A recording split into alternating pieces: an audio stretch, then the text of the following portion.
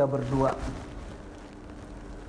Kasih karunia dan damai sejahtera dari Allah Bapa dan juga dari Yesus Kristus menyertai kamu. Amin.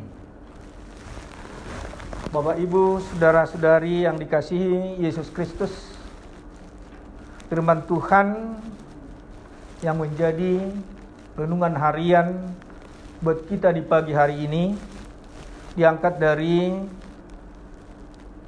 2 Korintus pasal 5 ayat 21. Demikian firman Tuhan. Dia yang tidak mengenal dosa telah dibuatnya menjadi dosa karena kita, supaya dalam Dia kita dibenarkan oleh Allah. Demikian firman Tuhan. Dibenarkan oleh Allah. Inilah yang menjadi tema renungan harian di hari Rabu tanggal 13 Mei 2020. Supaya kita dan orang-orang percaya bahwa kita ini dibenarkan oleh Allah di dalam Yesus Kristus. Dan kita adalah ciptaan baru. Jika di dalam 2 Korintus 5 ayat 17 dikatakan bahwa orang yang di dalam Kristus adalah ciptaan baru, yang lama telah berlalu dan yang baru telah datang.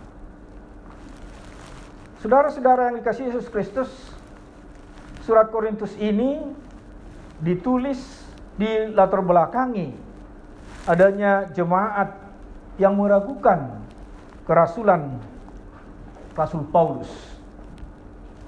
Mereka menganggap bahwa Rasul Paulus itu tidak sah.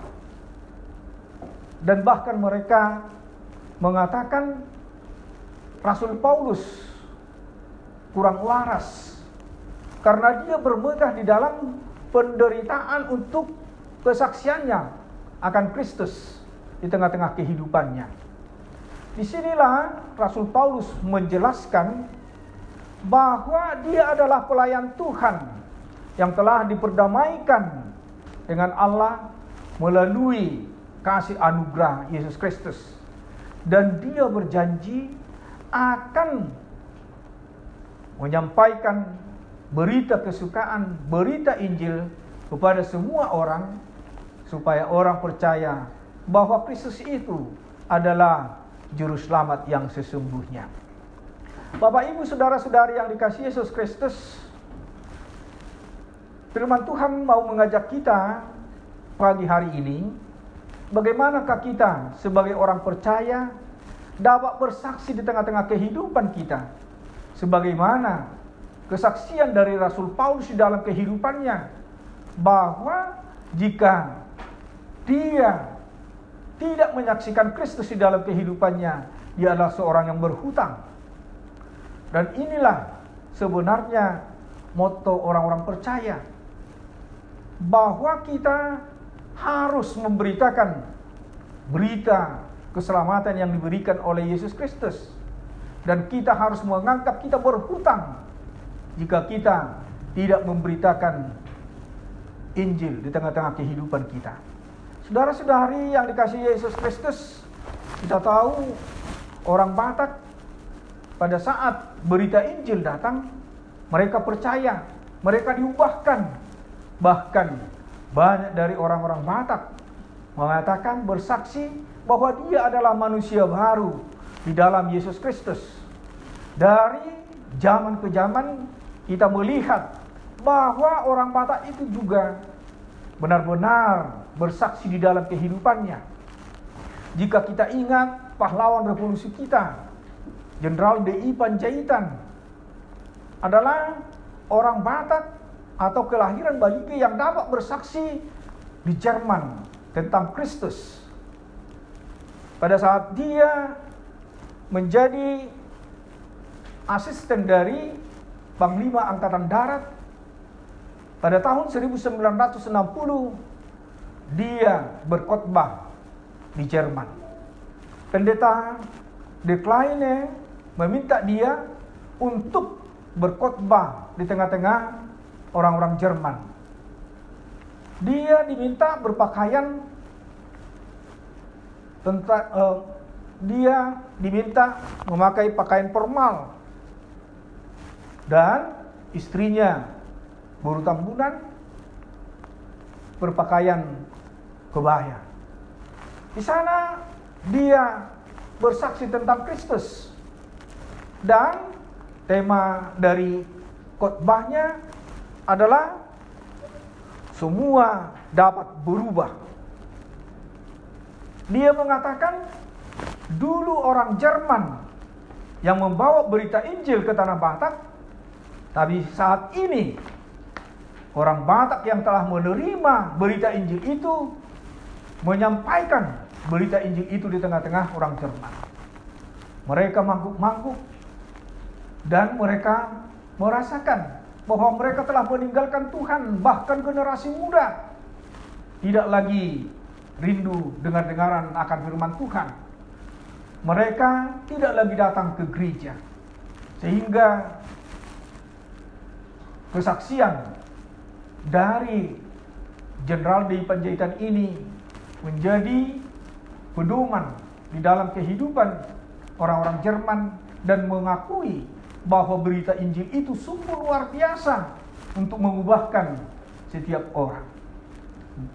Bapak, Ibu, saudara-saudari yang dikasihi Yesus Kristus, pada saat ini kita mau diajak oleh firman Tuhan, sebagaimana Rasul Paulus bersaksi di dalam kehidupannya, demikian jugalah kita bersaksi di hari-hari kita ini, bahkan bersaksi bahwa kita telah diperdamaikan dengan Allah melalui kasih anugerah Yesus Kristus, dan di dalam Dia kita menjadi manusia baru.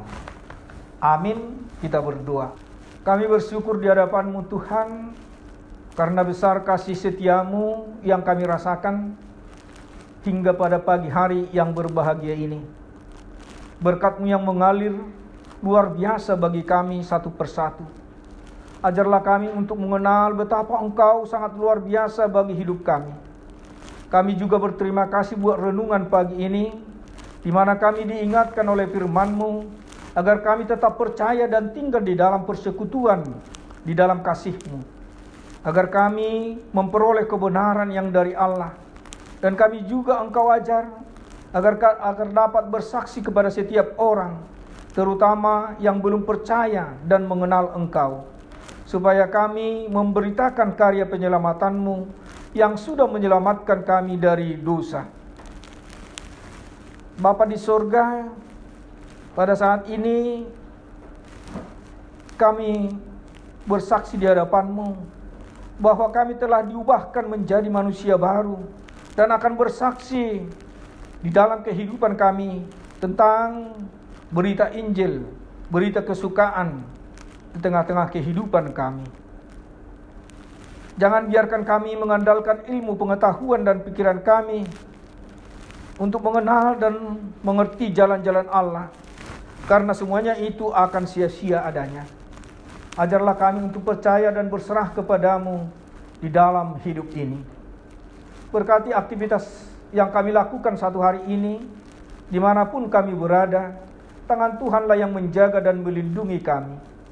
Biarlah kami boleh menjadi berkat bagi keluarga kami dan orang-orang di sekitar kami. Beri kami kesehatan dan kekuatan untuk dapat menjalani hari-hari yang Tuhan berikan kepada kami. Jika ada saudara-saudara kami yang sakit, tahirkan dan jamah sakit mereka.